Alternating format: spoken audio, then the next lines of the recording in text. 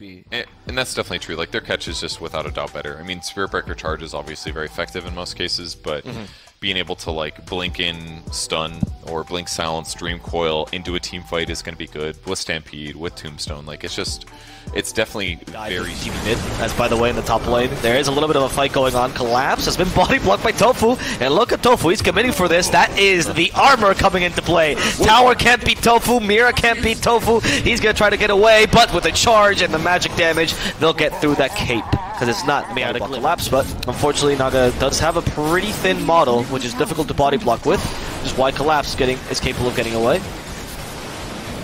Lost a lot of health though. That's kind of like the advantage of, I guess you could always do the teleport switch here, but yeah, Fate Bolt, not enough. Not enough. There's the snare. No Boltos yet. Fate Bolt. He's gonna steal it. Yeah, he died to something. I'm not sure what, but he died to something. They just hit him with their little fish daggers. Yeah, Miposhka also gets killed in the bottom lane. Surprising that that happens, actually, but I guess Centaur does just create his own opportunity. Non-dying is not necessarily needed. Top. Oh, they have the Stampede now. Collapse, doesn't matter if you're thin, if you're fast, then Collapse will be falling to this lean runner that is the Racho. Yatoro bottom too. Yatoro bottom. Ace also being gone on. Ace will get the kill with double edge. Phoenix is TPing here. I don't know if that's going to work out. As in the top lane, Mira is getting some help from Laurel. And that is not going to turn into anything until Quinn rotates. It's a Dream Coil ready. He's coming for Mira, who's only level 3. This Spirit Breaker is unfortunately not strong enough to tank a whole Quinn gank. Now bottom, Ace is being Sun Raid. Can this Charred Cow die? No. The tankiness and the Ring of Health will save him. What a value Stampede though. Ooh, he gets the kill on Ace. 2 points in double edge. Doble Filo. Fio? Yeah. Fio? Filo. And he went face boots. Most Centaurs actually just stay brown boots. They get Vanguard, they go blink afterwards because it's about the timing, but this is more about like winning the lane here. He knows that he's going to have semi-comparable damage to the Marcy. He can harass enough with double edge if he really wants to, and now with more retaliate points, he can't just get beat on by Marcy. So this is actually going to, in some ways, force Yatoro out of the lane, which is catastrophic. Oh, then Pochka also got him. No Dream Coil, plus a nice little Zero from Waning Rift. Too much damage for him to deal with. Down bottom, Ace, he now feels like a threat because they could easily rotate towards him. Tofu is going to start that journey. Yatoro keeping himself in the trees, making sure he can't get gone on as.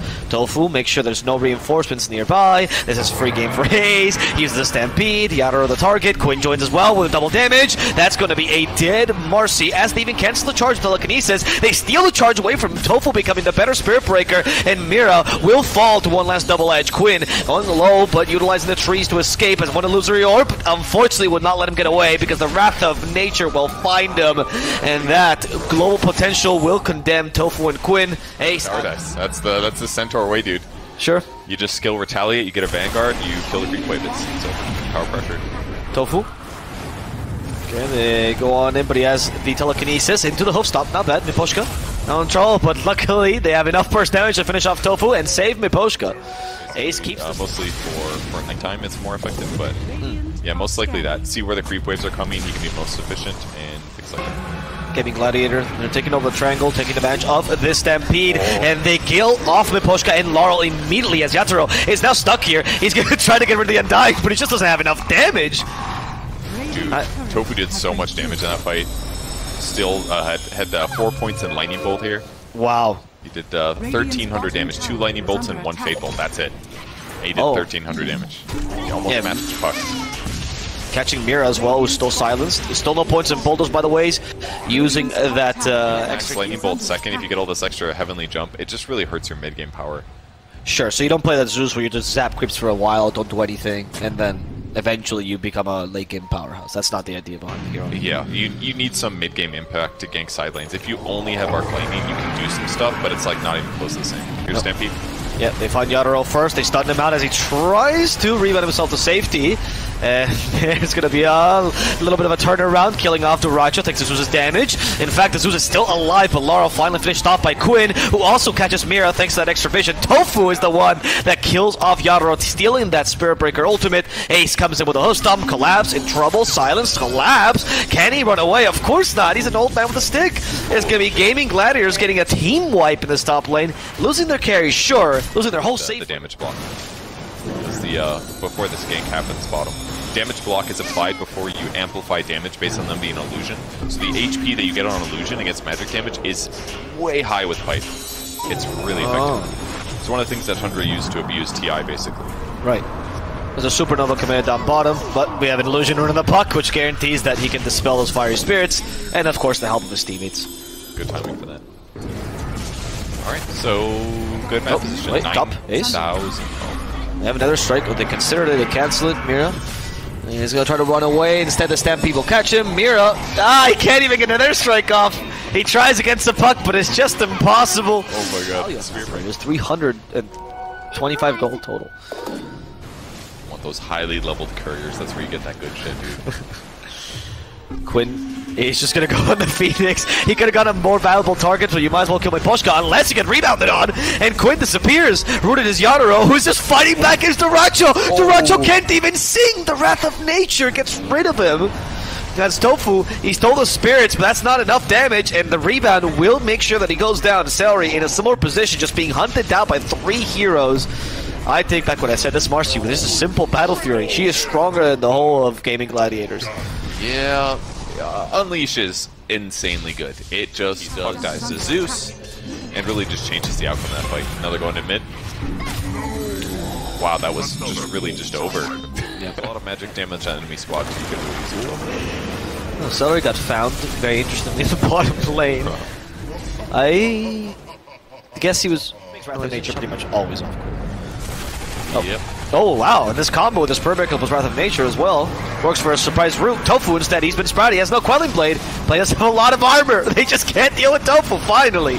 They get this Rubik down, the rebound almost perfect, but it sets up for initiation for Duracho. Never mind, it's full on retreat.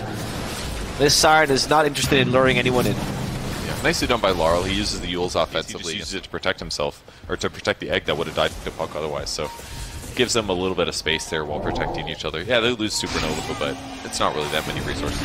Duracho, okay, at least he avoids the charge, he even gets the silence off, but he was not capable of dodging the lightning bolt there.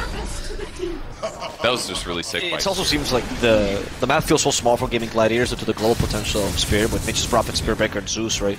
There isn't many places you can seemingly run to. So as soon as these guys get online, it feels like Gaimin Gladiators need to force fights like they're doing right now, finding Collapse down bottom, and killing him quickly. Do a Daedalus and an MKB next is what he wants on Marcy. No Basher here.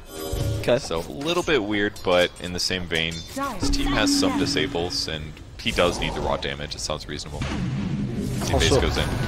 Okay, Ace is not trying to go in, but he got gone on, so not really an option anymore. He's Where the dead. fuck is his plate mail? The Undying also gets saved here by the Rubik for now, but Tofu could be in trouble himself. Thank God he has armor, so he will barely survive. Gets the Fate Bolt off as well. Stole the Psychic on top of Duracho. Still hasn't died. His Celery distracts the rest of the team and sacrifices himself, so Gaimin Gladiators can live. Yep. Okay, I would rather have a plate mail right now, but sure. Kill the Spearbreaker first. Charge on Rubik. I can see that, yeah. And in some ways it protects her. Like, it makes it, she doesn't necessarily have to BKB right away if she can kill somebody in like 1 second. Sure, true. You also get the lifesteal off the crit. Yeah, that's a really good point too. Here she is hitting illusions right now. She's not doing amazing against those. Let's see a charge from Rubik. What is he charging? He is gonna die. Okay. Phoenix dies with him though. Celery with the Stampede is trying to outrun the Marcy, but the Ogre Shield Totem runs out and Celery has just been finished off. BKB's done too.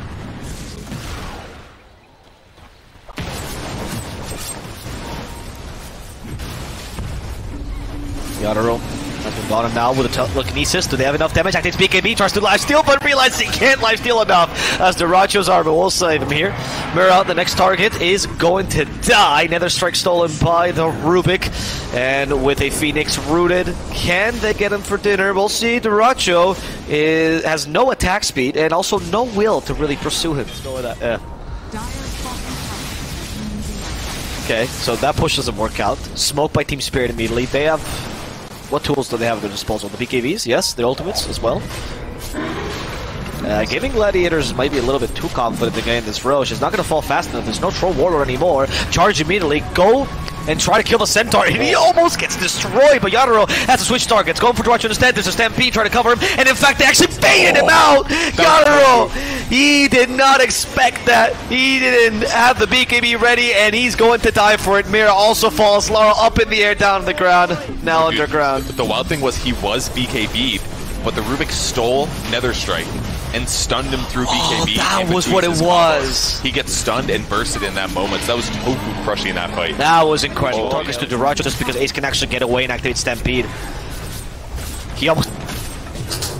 I didn't even see how he died so fast, but ooh, they catch him here. Did they put a ward down? Yeah, they did. Yeah, they did. This little ward fight. He's got an arcane rune as well. Did I mention small windows?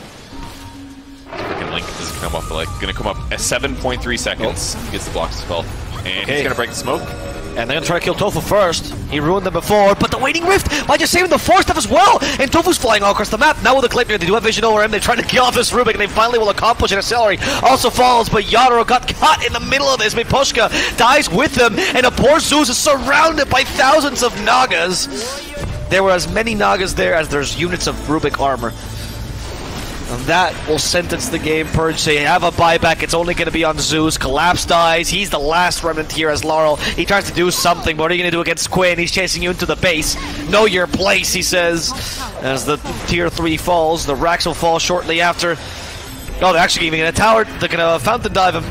Oh no! Oh no! Is this how they lose? They have the song. They have the song. Okay. It's fine. We're good. Duracho, go back to the objectives. There's not a puck hitting buildings. You're like, bro, what is happening? Where is my team? Oh no, they might. Okay. This actually was kind of, I don't know. Maybe they should have just hit buildings the whole freaking time. They're all alive now. It's true. I mean, they're already up against Mega Creep, so they have one last hurrah, making this game a little bit more interesting. The Supernova, there's the last team fight for them. Can they break it in time? Yule Center will control the Nagasari. They don't have enough attack speed to break the egg. Ooh, the Manta style there. Trying to dodge. The spell didn't work in his favor, and instead they couldn't break the egg. In comes Ace, though, killing off Laurel in time. That's a dieback for him as Miposhka is trying to finish off Duracho. They help him, they just profit as well. Duracho's being chased after, but the healing Soul Rip keeps him alive.